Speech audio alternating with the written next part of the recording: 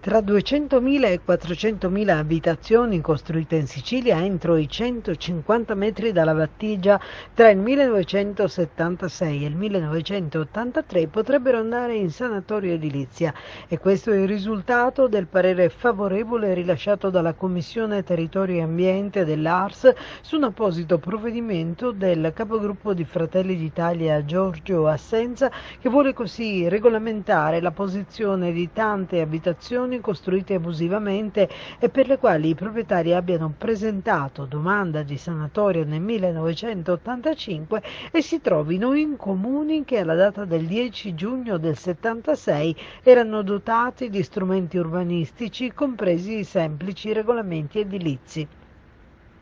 Il provvedimento andrà dunque presto in aula, dove la maggioranza di governo si esprimerà, e a tal proposito hanno già espresso disponibilità ad appoggiarlo i partiti del centrodestra, Forza Italia, Lega, Democrazia Cristiana di Cuffaro, che saranno tutti compatti per mettere fine ad un'anomalia che si perpetua da 40 anni. Naturalmente critiche feroci arrivano dalle opposizioni, PD e 5 Stelle, che hanno espresso la loro contrarietà. E addirittura Giampiero Trizzino, consulente dei Pentastellati sui temi dell'ambiente, si spinge a dire che la norma potrebbe essere incostituzionale. Anche questa volta l'ARS non si è fatta scappare l'occasione di fare una pessima figura in termini di sostenibilità, afferma, mentre Nello Di Pasquale del PD dice che è una norma che prende in giro la Sicilia e che rischia solamente di alimentare illusioni. Saranno migliaia le ville abusive costruite in dispregio della norma che tende a tutelare